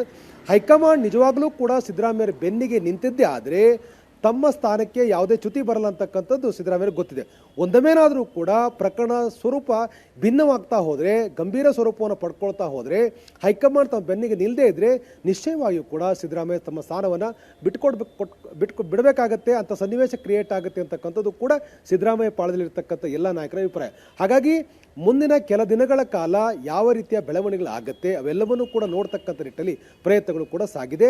ನಿನ್ನೆ ಬ್ರೇಕ್ಫಾಸ್ಟ್ ಮೀಟಿಂಗಲ್ಲೂ ಕೂಡ ಅದೇ ರೀತಿ ಚರ್ಚೆ ಆಗಿದೆ ಮತ್ತು ಸಚಿವ ಸಂಪುಟ ಸಭೆಯಲ್ಲೂ ಕೂಡ ವಿಸ್ತೃತವಾಗಿ ಈ ಬಗ್ಗೆ ಚರ್ಚೆ ಕೂಡ ಆಗಿದೆ. ಹಾಗಾಗಿ ಸಿದ್ದರಾಮಯ್ಯ ಅವರು ರಾಜಕೀಯವಾಗಿ ಯಾವ ನಿರ್ಧಾರ ತೆಗೆದುಕೊಳ್ತಾರೆ, ನಿಜವಾಗಲೂ ಕೂಡ ಹೈಕಮಾಂಡ್ ಕೊಟ್ಟ ಭರವಸೆಯಂತೆ ಸಿದ್ದರಾಮಯ್ಯರ ಬೆಂಬಲಕ್ಕೆ ನಿಲ್ಲತ್ತಾ ಅಥವಾ ಸಿಚುವೇಶನ್ ಲಾಭ ಪಡೆದುಕೊಂಡು ಅಧಿಕಾರ ಪಡ್ಕೊಳ್ತಕ್ಕಂಥ ಪ್ರಯತ್ನವನ್ನು ಸಂಪುಟದ ಒಳಗಡೆ ಇರತಕ್ಕಂಥ ನಾಯಕರುಗಳು ಮಾಡ್ತಾರಾ ಅಥವಾ ದಲಿತ ಕಾರ್ಡ್ ಮತ್ತೆ ಪ್ಲೇ ಆಗತ್ತಾ ಅಥವಾ DCM ಪರವಾಗಿರ್ತಕ್ಕಂಥ ದೊಡ್ಡ ಅಲೆ ಸೃಷ್ಟಿ ಆಗತ್ತಾ, ಇವೆಲ್ಲವೂ ಸಹಜವಾಗಿರ್ತಕ್ಕಂಥ ಚರ್ಚೆಗಳು ಈಗ ನಡೀತಾ ಇರುವಂಥದ್ದು. ಅಜಿತ್, ಎಸ್, ಇದಕ್ಕೆ ಆ್ಯಡ್ ಮಾಡೋದಕ್ಕೆ ಪ್ರಶಾಂತ್ ನಾಥ್ ಅವ್ರನ್ನ ನಾನು ಕೇಳ್ಕೊತೀನಿ. ಪ್ರಶಾಂತ್, ಏನು ಪೊಲಿಟಿಕಲಿ ಡಿಸ್ಕಷನ್ಸು? ಅದಿತ್ತು ನೋಡಿ, ಒಂದು ವೇಳೆ ಪ್ರಾಸಿಕ್ಯೂಷನ್ ಅನುಮತಿ ಕೊಟ್ಟರು ಅಂತ ಅನ್ಕೋಣ. ಈಗ ಇಡೀ ಪ್ರಕರಣದಲ್ಲಿ ಕಾಂಗ್ರೆಸ್ನ ಆಂತರಿಕ ರಾಜಕಾರಣ ಬಿಟ್ಟರೆ ಬಾಹ್ಯ ಇರತಕ್ಕಂಥದ್ದು ರಾಜ್ಯಪಾಲರ ಬಳಿ ಮಾತ್ರ. ಹೌದು. BJP JDSನ ಪಾದಯಾತ್ರೆ ಪೊಲಿಟಿಕಲಿ ಅವ್ರದ್ದೊಂದು ನರೇಟಿವ್ ಬಿಲ್ಡ್ ಮಾಡುತ್ತೆ ಹೊರತು ಇಡೀ ಪ್ರಕರಣಕ್ಕೂ ಅದಕ್ಕೇನು ಸಂಬಂಧ ಇಲ್ಲ. ಕರೆಕ್ಟ್. ರಾಜ್ಯಪಾಲರ ನಿರ್ಣಯ ಒಂದು ವೇಳೆ ಪ್ರಾಸಿಕ್ಯೂಷನ್ ಆಯಿತು ಅಂತ ಅನ್ಕೋಣ. ಆಗ ನನಗನ್ಸುತ್ತೆ ಅಜಿತ್, ಪಾದಯಾತ್ರೆ ಮಂತ್ರಿ ಪರಿಷತ್ನ ನಿರ್ಣಯದಂತೆ. ಯಾವುದು? ಮಂತ್ರಿ ಪರಿಷದೆ ನಿರ್ಣಯ ಅಂಗೀಕರಿಸ್ತಲ್ಲ, ಹಂಗೆ ಆ ಪಾದಯಾತ್ರೆ ಅಂತ. ಇದು ಪೊಲಿಟಿಕಲ್ ಮೆಸೇಜಿಂಗು, ಅದು ಪೊಲಿಟಿಕಲ್ ಒಂದದು ಪೋಸ್ಚರಿಂಗ್ ಅಂತ ಅನ್ಕೋ. ಒಂದು ವೇಳೆ ಪ್ರಾಸಿಕ್ಯೂಷನ್ಗೆ ರಾಜ್ಯಪಾಲರು ಅನುಮತಿ ಕೊಟ್ಟರೆ ಕುತೂಹಲ ಇರ್ತಕ್ಕಂಥದ್ದು BJP ಏನು ಮಾಡುತ್ತೆ, JDS ಏನು ಮಾಡುತ್ತೆ, ರಾಜ್ಯಪಾಲ ಅದೆಲ್ಲ ಕಾಂಗ್ರೆಸ್ನ ಆಂತರಿಕ ರಾಜಕಾರಣ.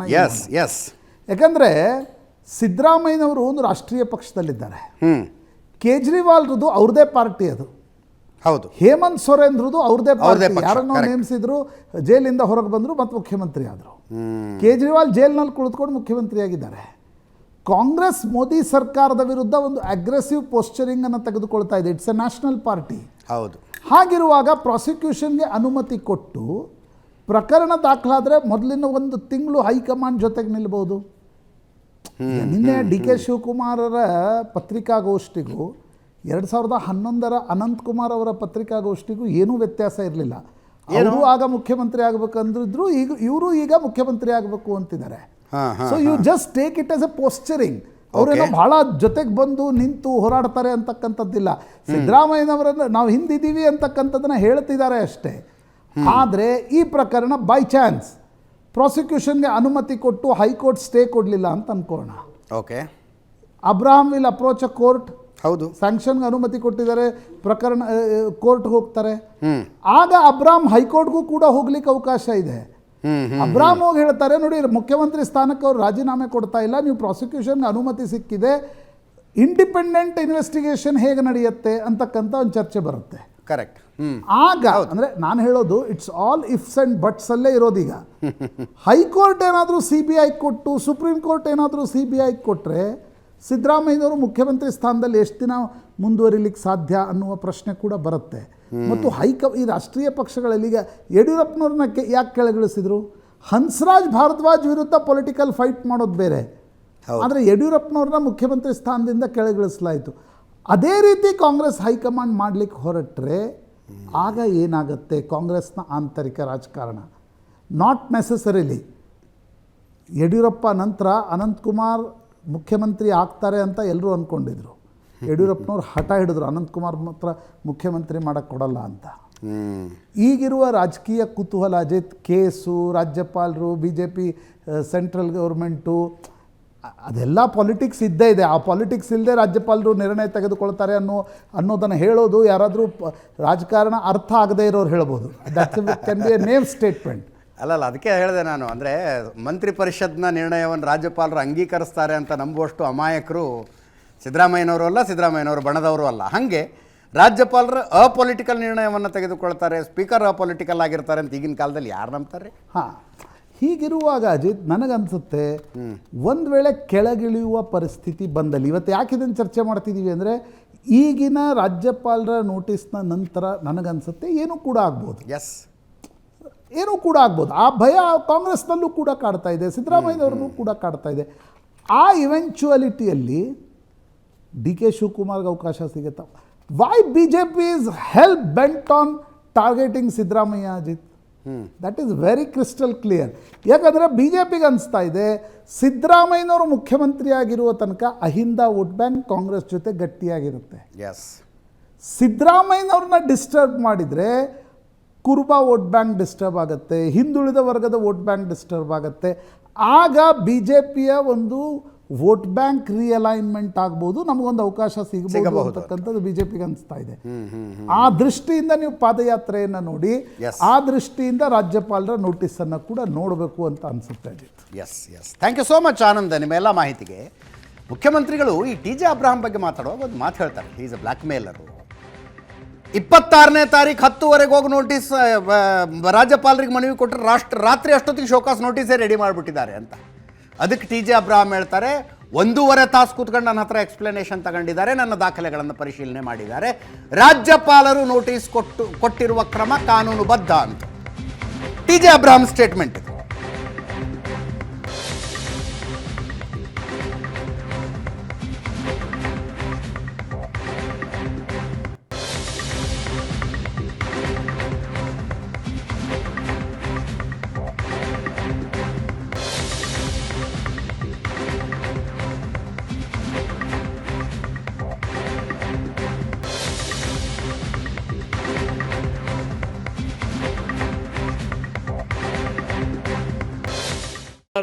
ಡಿ ಕೆ ಶಿವಕುಮಾರ್ ಅಷ್ಟು ನಾನು ಓದಿಲ್ಲ, ಅವ್ರು ಓದಿರ್ಬೋದು. ಅವ್ರ ಪ್ರಶ್ನೆ ಏನು ಅಂತ ಹೇಳಿದ್ರೆ, ಗವರ್ನರು 26ನೇ ತಾರೀಕು ತಗೊಂಡ್ರು, ಅರೌಂಡ್ 200 ಪೇಜಸ್ ಇದೆ, ಇದನ್ನು ಓದ್ಬಿಟ್ರಾ 26ನೇ ತಾರೀಕಿಗೆ ಕೊಡೋದಕ್ಕೆ ಅಂತ. 1.5 hours ಆರ್ಗ್ಯುಮೆಂಟ್ ಅಂತ ಹೇಳಿದ್ರೆ ಪ್ರೆಸೆಂಟೇಷನ್ ಮಾಡಿದ್ದೀನಪ್ಪ. ಏನು ಮಾಡಿದ್ದೀನಿ ನಾನು? ಒಂದೊಂದು ಪ್ಯಾರಾಗ್ರಾಫು, ಅದಕ್ಕೆ ಅಟ್ಯಾಚ್ಡ್ ಆಗಿರೋ ಡಾಕ್ಯುಮೆಂಟ್ ಏನು ಅಂತ ಎಕ್ಸ್ಪ್ಲೇನ್ ಮಾಡಿದ್ದೀನಿ. ಗವರ್ನರ್ ಖುದ್ದಾಗಿ 1.5 ಗಂಟೆ ಕೂತ್ಕೊಂಡು ಕೇಳಿರೋ ಇಶ್ಯೂ, 2004ರಲ್ಲಿ ಒಂದು ಜಮೀನು ಸೇಲ್ ಆಗ್ತದಪ್ಪ ಸಿದ್ದರಾಮಯ್ಯನವರ ಬಾಮೈದನಿಗೆ. ಎಲ್ಲಿ ಕೃಷಿ ಭೂಮಿ ಇತ್ತು ಅಲ್ಲಿ ಇಷ್ಟೋ ಸೈಟ್ಗಳು ಮಾರಿಬಿಟ್ಟಿದ್ದಾರೆ. ಆ ಸೈಟ್ಗಳು ಮಾರೋ ಡೀಟೇಲ್ಸ್ ಅವ್ರಿಗೂ ಗೊತ್ತು, ಆದರೂ ಗಿಫ್ಟು ಕೃಷಿ ಭೂಮಿ. ಈ ಜಮೀನು ಡಿನೋಟಿಫೈ ಆಗ್ತದಲ್ಲ, ಆವಾಗ ಏನಾಗಿದ್ರು ಮುಖ್ಯಮಂತ್ರಿಗಳು? ಬಟ್ DCM ಆಗಿದ್ರು. ಡಿನೋಟಿಫೈ ಆದಾಗ 2010ರಲ್ಲಿ ದಾನಪತ್ರ ಆಗ್ತದೆ, ಕೃಷಿ ಭೂಮಿ ಅಂತ ಆಗ್ತದೆ.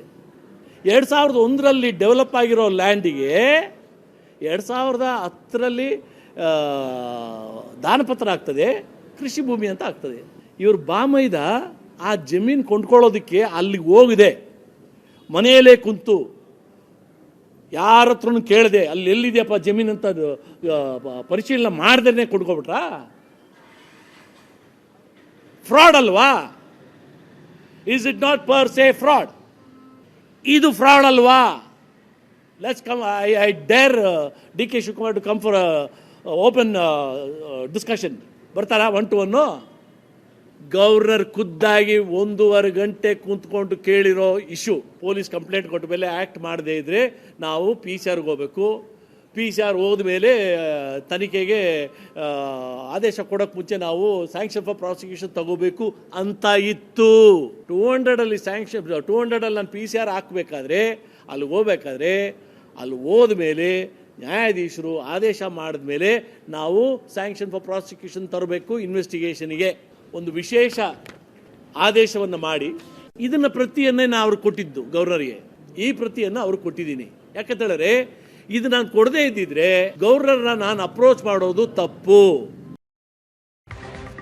ಅಂತೂ ಇಂತೂ ನಾಳೆ ಮೂಡ ಹಗರಣದ ವಿರುದ್ಧದ ಬಿಜೆಪಿ ಪಾದಯಾತ್ರೆ ಆರಂಭವಾಗಲಿದೆ.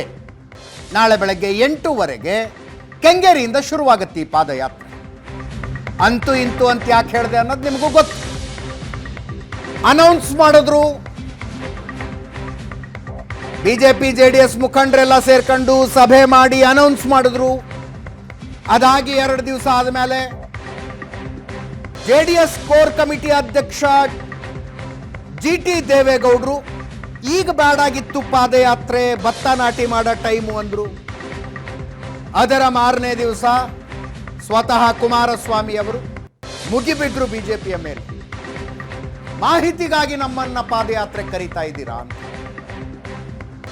ಬೆಂಗಳೂರಿನಿಂದ ಮೈಸೂರು ತನಕ ಪಾದಯಾತ್ರೆ ನಡೆಯುವ ಮಾರ್ಗದುದ್ದಕ್ಕೂ ಬಲ ಇರೋದು ನಮ್ಮದು, ಜೆಡಿಎಸ್ದು. ನಿಮ್ಮನ್ನು ಲೀಡರ್ ಮಾಡಕ್ ನಾವು ಪಾದಯಾತ್ರೆಗೆ ಬರ್ಬೇಕಾ ಅನ್ನೋ ಥರ ಇತ್ತು ಪ್ರಶ್ನೆ.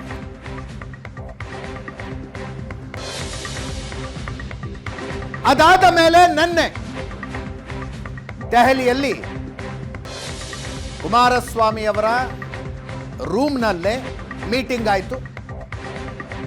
ಪ್ರಹ್ಲಾದ್ ಜೋಶಿ ಅವರು, ವಿಜಯೇಂದ್ರ ಸೇರಿದಂತೆ ಬಿಜೆಪಿ ಮುಖಂಡರು ಹೋಗಿ ಅವರನ್ನ ಕನ್ವಿನ್ಸ್ ಮಾಡಲಾಗಿದೆ. ಹೇಳಿರ್ತಾರೆ ಅನೌನ್ಸ್ ಮಾಡಿಬಿಟ್ಟಿದ್ದೀವಿ, ಮರ್ಯಾದೆ ಪ್ರಶ್ನೆ ಇದು ಅಂತ. ಕೆಲವು ಕಂಡೀಷನ್ ಹಾಕಿ ಕುಮಾರಸ್ವಾಮಿ ಅವರು ಒಪ್ಕೊಂಡಿದ್ದಾರೆ. ಪ್ರೀತಮ್ ಗೌಡ್ರು ಇಲ್ಲಿ ಎಲ್ಲೂ ಕಾಣಿಸಬಾರದು ಪಾದಯಾತ್ರೆಯಲ್ಲಿ ಅಂತ. ಬಿಜೆಪಿ ಜೆಡಿಎಸ್ನ ಧ್ವಜಗಳ ಸಮಾನವಾಗಿರಬೇಕು. ಎಲ್ಲ ಬ್ಯಾನರು ಬಂಟಿಂಗ್ನಲ್ಲಿ ಜೆಡಿಎಸ್ ಚಿಹ್ನೆಯೂ ಇರಬೇಕು, ಜೆಡಿಎಸ್ ಮುಖಂಡರ ಫೋಟೋಗಳು ಇರಬೇಕು. ಕೆಲವು ಕಂಡೀಷನ್ ಹಾಕಿ ಕುಮಾರಸ್ವಾಮಿ ಅವರು ಪಾದಯಾತ್ರೆಯಲ್ಲಿ ಭಾಗವಹಿಸೋದಕ್ಕೆ ಒಪ್ಪಿದ್ರು.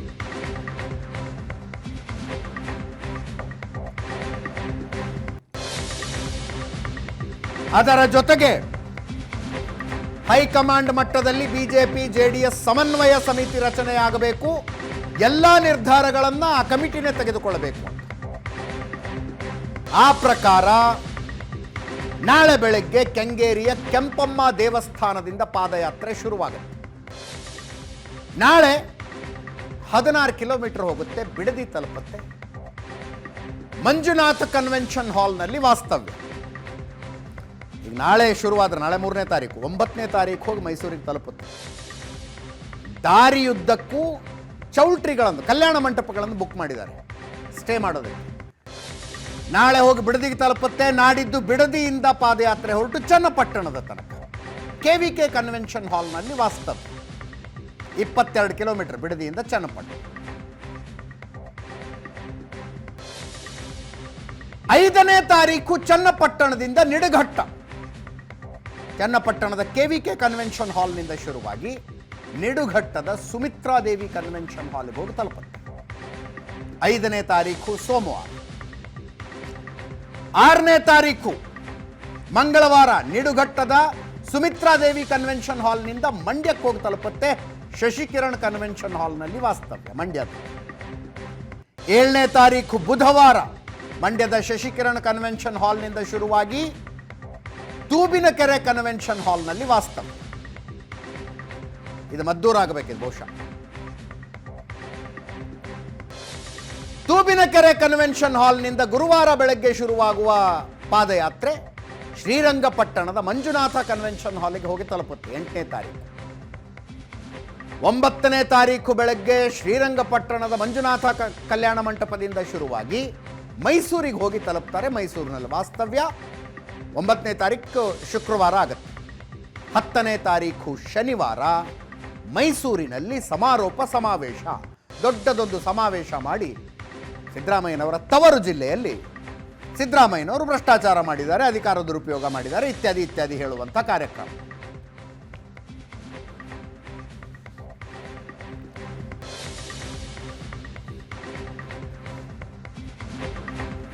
ಇದು ರೂಟ್ ಮ್ಯಾಪ್. ಕುಮಾರಸ್ವಾಮಿ ಅವರು ಒಪ್ಕೊಂಡಿದ್ದಾರೆ. ನಾಳೆ ಜೆಡಿಎಸ್ ಬಿಜೆಪಿ ಜಂಟಿ ಪಾದಯಾತ್ರೆ ನಡೆಯುತ್ತೆ. ಕೆಲವು ಕಂಡೀಷನ್ಗಳನ್ನು ಹಾಕಿದ್ದಾರೆ. ಕಂಡೀಷನ್ಗೆ ಬಿಜೆಪಿ ಅವ್ರದ್ದು ಒಪ್ಪಿಗೆ ಇದೆ. ವಿಜೇಂದ್ರ ಅವರು ಮಾತಾಡಿದ್ದಾರೆ, ಕೇಳಿಸ್ಕೊಳ್ಳಿ.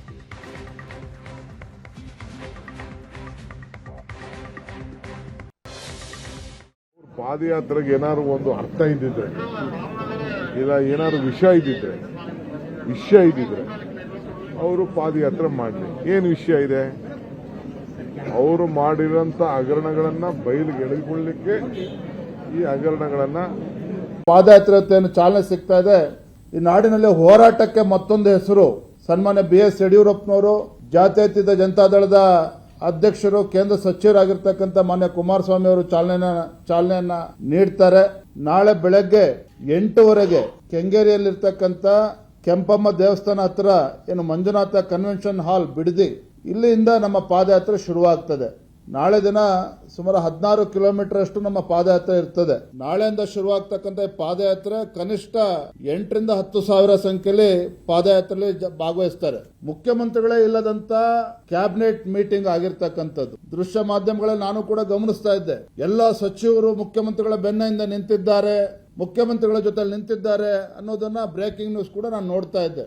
ಎಲ್ಲರೂ ಕೂಡ ಸಚಿವರು ಮುಖ್ಯಮಂತ್ರಿಗಳ ಜೊತೆ ನಿಂತಿದ್ದಾರೆ ಅಂತಕ್ಕಂಥದ್ದು ಒಂದು ಕಡೆ ಆದ್ರೆ, ಸಾಕಷ್ಟು ಜನ ಹಿರಿಯ ಸಚಿವರ ಮುಖದಲ್ಲಿ ಬಹಳ ಮಂದಹಾಸವನ್ನು ಕೂಡ ನಾವು ನೋಡ್ತಾ ಇದ್ವಿ. ಸೊ ಮುಖ್ಯಮಂತ್ರಿಗಳ ಹಿಂದೆ ಎಷ್ಟು ಜನ ಸಚಿವರು ನಿಂತಿದ್ದಾರೆ ಅನ್ನೋದಕ್ಕಿಂತ ಹೆಚ್ಚಾಗಿ ಮುಖ್ಯಮಂತ್ರಿಗಳ ಹಿಂದೆ ಏನ್ ಮಾಡ್ತಾ ಇದ್ದಾರೆ ಅನ್ನೋದನ್ನು ಕೂಡ ಚಿಂತನೆ ಮಾಡಿದ್ರೆ ಒಳ್ಳೇದು ಅಂತಕ್ಕಂಥದ್ದು. ಈ ಹೋರಾಟ ಯಾವುದೇ ಒಂದು ವ್ಯಕ್ತಿಯ ವಿರುದ್ಧ ಅಲ್ಲ, ನಮ್ಮ ಹೋರಾಟ ಈ ಒಂದು ಕೆಟ್ಟ ವ್ಯವಸ್ಥೆಯ ವಿರುದ್ಧ. ಯಾವುದೋ ಷರತ್ತು ಹಾಕಿಲ್ಲ. ನೆನ್ನೆ ದಿನ ದೆಹಲಿಯಲ್ಲಿ ಕೂತು ಎಲ್ಲವೂ ಕೂಡ ಸಮಸ್ಯೆ ಬಗೆಹರಿದಿದೆ. ಎಲ್ಲ ನಮ್ಮ ಪಾದಯಾತ್ರೆ ಯಶಸ್ವಿಯಾಗಿ ಆಗ್ತದೆ. ನಿಮ್ಮ ಸಹಕಾರ ಕೂಡ ಇರಬೇಕು. ಸಿದ್ದರಾಮಯ್ಯ ನೇತೃತ್ವದ ಕಾಂಗ್ರೆಸ್ ಸರ್ಕಾರದ ಒಂದು ಪಶ್ಚಾತ್ತಾಪದ ಯಾತ್ರೆ ಇದು. ನಮ್ಮ ಪಾದಯಾತ್ರೆ ಯಶಸ್ವಿ ಆಗಲಿ ಅಂತೇಳಿ ಒಂದಿನ ಮುಂಚಿತವಾಗಿ ಅವರು ಕೂಡ ಪ್ರವಾಸನ ಹಮ್ಮಿಕೊಂಡಿದ್ದಾರೆ. ಈ ಮಧ್ಯದಲ್ಲಿ ವಿಜಯೇಂದ್ರ ವರ್ಸಸ್ DK ಶಿವಕುಮಾರ್ ಕೂಡ ಆಗಿದೆ. JDS ನಾಯಕರನ್ನು ಹೆದರಿಸಿ ಬೆದರಿಸಿ ಕರ್ಕೊಂಡ್ಬಂದಿದ್ದಾರೆ ಪಾದಯಾತ್ರೆಗೆ ಅಂತ DK ಶಿವಕುಮಾರ್ ಅವರು ಹೇಳಿದ್ರು. ಅದಕ್ಕೆ ವಿಜಯೇಂದ್ರ DK ಶಿವಕುಮಾರ್ ಏನು ಭ್ರಷ್ಟಾಚಾರದ ಬಗ್ಗೆ ಮಾತಾಡೋದು, DK ಶಿವಕುಮಾರ್ ಅವರ ಬಾಯಲ್ಲಿ ಭ್ರಷ್ಟಾಚಾರದ ಬಗ್ಗೆ ಬರೆದಿದ್ರೆ ಒಳ್ಳೆಯದು ಅಂತ. ವಿಜಯೇಂದ್ರರ ಮಾತಿಗೆ DK ಶಿವಕುಮಾರ್ ಏಕವಚನದಲ್ಲೇ ಉತ್ತರ ಕೊಟ್ಟರು. ಕೇಳಿಸ್ಕೊಳ್ಳಿ ಅದನ್ನ. ಅವ್ರ ಪಾದಯಾತ್ರೆಗೆ ಏನಾದ್ರು ಒಂದು ಅರ್ಥ ಇದ್ದಿದ್ರೆ, ಇಲ್ಲ ಏನಾದ್ರು ವಿಷಯ ಇದ್ದಿದ್ರೆ ಅವರು ಪಾದಯಾತ್ರೆ ಮಾಡಲಿ. ಏನು ವಿಷಯ ಇದೆ? ಅವರು ಮಾಡಿರೋಂಥ ಹಗರಣಗಳನ್ನ ಬಯಲಿಗೆ ಎಳೆದುಕೊಳ್ಳಲಿಕ್ಕೆ ಈ ಹಗರಣಗಳನ್ನ ಜನರಿಗೆ ಪ್ರಚಾರ ಮಾಡ್ಕೊಳ್ಳಿಕ್ಕೆ ಅವಕಾಶ ಮಾಡಿಕೊಡ್ತಾ ಇದ್ದಾರೆ. ನಾವು ಅವ್ರದ್ದು ಏನೇನು ಹಗರಣಗಳಿದೆ ಅದನ್ನೆಲ್ಲ ಪ್ರಶ್ನೆ ಕೇಳ್ತೀವಿ. ಅವರು ನಾಳೆಯಿಂದ ಅವ್ರು ಉತ್ತರ ಕೊಡಲಿ. ಒಂದೊಂದು ದಿನಕ್ಕೆ ಒಂದು 3-4 ಪ್ರಶ್ನೆ ಕೇಳ್ತೀವಿ, ವಿಚಾರ ಇಡ್ತೀವಿ, ಅವರು ಅದಕ್ಕೆ ಉತ್ತರ ಕೊಡ್ತೀವಿ. ಸೊ ಈಗ ಜನತಾದಳದ ಬೇಸ್ ಹೊಂಟೋಯ್ತಿದ್ದು ಅದನ್ನ ಅವರು ಉಳಿಸ್ಕೊಳಕ್ ಹೋದ್ರು. ತಿರ್ಗಿ ಅವ್ರಿಗೇನೋ ಎದುರಿಸಿ ಬೆದರಿಸಿ ಈಗ ಅದು ಒಟ್ಟಿಗೆ ಸೇರಿ ಮಾಡ್ತೀವಿ ಅಂತ ಏನ್ ಬೇಕಾದ್ರೂ ಮಾಡ್ಕೊಳ್ತೀವಿ. ಆಯ್ತಪ್ಪ, ಈಗ ಅವರಿಬ್ರು ಸೇರಿ ನಾವು ಹೇಳೋಂಥ ಪ್ರಶ್ನೆಗಳಿಗೆ ಉತ್ತರ ಕೊಟ್ಟಿದ್ದಾರೆ. ನಾನು ನೋಡ್ತಾ ಇದ್ದೆ ಮೊನ್ನೆ ದಿನ DK ಶಿವಕುಮಾರ್ ಅವರು DK ಶಿವಕುಮಾರ್ ಅವರು ಭ್ರಷ್ಟಾಚಾರದ ಬಗ್ಗೆ ಮಾತನಾಡ್ತಕ್ಕಂಥದ್ದು. ಭ್ರಷ್ಟಾಚಾರದ ಪಿತಾಮಹ ಅವರೇನು ಭ್ರಷ್ಟಾಚಾರದ ಬಗ್ಗೆ ಮಾತನಾಡ್ತಾರೆ. ಇವತ್ತು ಉತ್ತರ ಕೊಡಬೇಕಾಗಿರ್ತಕ್ಕಂಥದ್ದು ಸಿದ್ದರಾಮಯ್ಯನವರು ಉತ್ತರ ಕೊಡಬೇಕಾಗಿದೆ, DK ಶಿವಕುಮಾರ್ ಕೂಡ ಉತ್ತರ ಕೊಡಬೇಕಾಗಿದೆ. DK ಶಿವಕುಮಾರ್ ಬಗ್ಗೆ ಬಹಳ ಗಂಭೀರವಾಗಿ ತೆಗೆದುಕೊಳ್ಬೇಡಿ. ಅವ್ರ ಪರಿಸ್ಥಿತಿ ಏನಾಗಿದೆ ಅಂತ ನಿಮಗೆ ಗೊತ್ತಿದೆ. ಅವ್ರ ಬಾಯಲ್ಲಿ ಭ್ರಷ್ಟಾಚಾರದ ಮಾತುಗಳನ್ನು ಹೇಳಿಸ್ಕೊಳ್ತಕ್ಕಂಥ ದಿನಗಳು ಇನ್ನೂ ಕೂಡ ಬಂದಿಲ್ಲ. ಅವ್ರ ಬಾಯಲ್ಲಿ ಭ್ರಷ್ಟಾಚಾರದ ಬಗ್ಗೆ ಬರದೇ ಇದ್ರೆ ಒಳ್ಳೇದು. ನಮ್ಮನ್ನ ಜೈಲ್ ಹಾಕಿಸ್ಬೇಕು ಅಂತ ಮಾಡ್ಬಿಟ್ಟು ಸಂಚು ನಡೀತಾ ಇದೆ. ನನ್ಗೆ ಗೊತ್ತಿದೆ, ಅದು ಮಾಡಲಿ. ನನ್ನಂತವನು ಬೇಕಾದ ಇಲ್ಲಿ ಉಟ್ಕೋತಾರೆ ಕಾಂಗ್ರೆಸ್ ಪಾರ್ಟಿಲಿ, ಏನ್ ತೊಂದರೆ ಇಲ್ಲ. ವಿಜಯೇಂದ್ರ ಅವರು ಇವತ್ತು ಸುದ್ದಿಗೋಷ್ಠಿ ನಡೆಸಿ ಹೇಳ್ತಾ ಇದ್ದೆ, ಅದಕ್ಕೆ ಅವ್ನು ಹೇಳ್ತಾ ಇರೋದು ಅವ್ರದ್ದು ಇನ್ನ ಬಿಚ್ಚಿನಿ ಅವ್ರದ್ದು ಏನೇನು ಇದೆ ಎಲ್ಲ ವಿಚಾರಗಳನ್ನ ಭ್ರಷ್ಟಾಚಾರದ ಪಿತಾಮಹ ಏನು ಅಂತ ಹೇಳ್ಬೇಕು. ಪ್ರೆಸ್ ಕಾನ್ಫರೆನ್ಸ್ ಅಲ್ಲಿ ನಾನು ಭ್ರಷ್ಟಾಚಾರದ ಪಿತಾಮಹ ಅಂತ ಇನ್ಸಿಡೆಂಟ್ ಕೂಡ ಕೇಳಿ ಅವನಿಗೆ ತಾಕತ್ತಿದ್ರೆ, ಆ ಗಣಿಸಿದ್ರೆ ಅವನು ತಿಳ್ಸಕ್ ಕೇಳಿ, ಅವನಿಗೆ ಗೌರವ ಕೊಡ್ತೀನಿ ಒಬ್ಬ ಪಾರ್ಟಿ ಅಧ್ಯಕ್ಷ. ಏನಪ್ಪ ಇದೆ ಹೆಂಗೆ ಮಾತಾಡ್ಕತ್ತ ಇರಲಿ. BJP JDSನ ಜಂಟಿ ಪಾದಯಾತ್ರೆಗೆ ಕಾಂಗ್ರೆಸ್ಸಿನ ಕೌಂಟರ್ ಏನು? ಪಾದಯಾತ್ರೆ ಎಲ್ಲಿಗೆ ಬಂದು ತಲುಪುತ್ತೋ ಅಲ್ಲಿ ಒಂದು ದಿವಸ ಮೊದಲೇ ಬೇರೆ ಬೇರೆ ಕಾರ್ಯಕ್ರಮಗಳನ್ನು ಮಾಡಿ ಬಿಜೆಪಿಯನ್ನು ಪ್ರಶ್ನಿಸುವ ಆಕ್ಷನ್ ಪ್ಲಾನು ಕಾಂಗ್ರೆಸ್ನಲ್ಲಿ ತಯಾರಾಗಿದೆ. ಪ್ರಶ್ನೆ ಕೇಳಿ ಸಮಾವೇಶ ಅಂತ.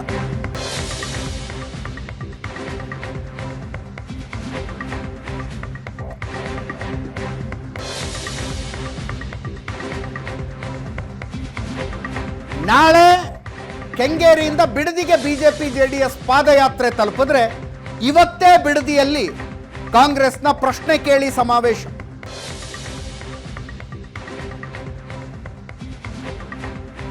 ಹಿಂಗೆ ನಡ್ಕೊಂಡೋಗುತ್ತೆ. ನಾಡಿದ್ದು ರಾಮನಗರವನ್ನ ಪಾದಯಾತ್ರೆ ತಲುಪುತ್ತೆ. ನಾಳೆನೇ ರಾಮನಗರದಲ್ಲಿ ಕಾಂಗ್ರೆಸ್ನ ಪ್ರಶ್ನೆ ಕೇಳಿ ಸಮಾವೇಶ.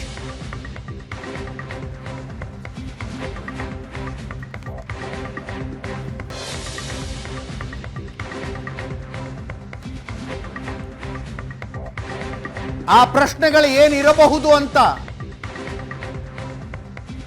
ಕೆಪಿಸಿಸಿ ಅಧ್ಯಕ್ಷ ಡಿ.ಕೆ. ಶಿವಕುಮಾರ್ ಅವರೇ ಒಂದು ಹಿಂಟ್ ಕೊಟ್ಟಿದ್ದಾರೆ. ಬೋವಿ ನಿಗಮದ ಹಗರಣದ ಬಗ್ಗೆ ಉತ್ತರ ಕೊಡಿ, ಕೃಷಿ ಮಾರುಕಟ್ಟೆ ಟ್ರಕ್ ಟರ್ಮಿನಲ್ ಅಕ್ರಮದ ಬಗ್ಗೆ ಉತ್ತರ ಕೊಡಿ. ಕುಮಾರಸ್ವಾಮಿ ಅವರೇ, ನಿಮ್ಮ ತಂದೆ ಇಲ್ಲಿಗೆ ಬಂದಾಗ ನಿಮಗೆ ಎಷ್ಟು ಜಮೀನಿತ್ತು, ಈಗ ಎಷ್ಟು ಜಮೀನಿದೆ, ಯಾರ ಹತ್ರ ಜಮೀನು ಖರೀದಿ ಮಾಡಿದ್ರಿ, ನಿಮಗೆ ಇಷ್ಟೊಂದು ಆಸ್ತಿ ಹೆಂಗೆ ಬಂತು, ನಿಮ್ಮ ಕುಟುಂಬದ ತುಂಬಾ ಜನ ಇಲ್ಲಿ ತುಂಬಾ ಆಸ್ತಿ ಮಾಡಿದ್ದಾರೆ, ಅವರ ಆಸ್ತಿಗಳು ಹೆಂಗೆ ಬಂದವು, ಇತ್ಯಾದಿ ಇತ್ಯಾದಿ.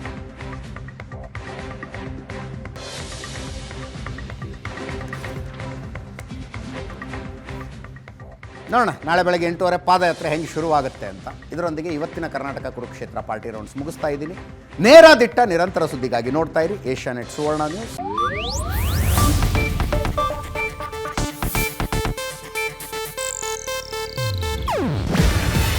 ಇದು ಏಷ್ಯಾನೆಟ್ ನ್ಯೂಸ್ ನೆಟ್ವರ್ಕ್ ಪ್ರಸ್ತುತಿ.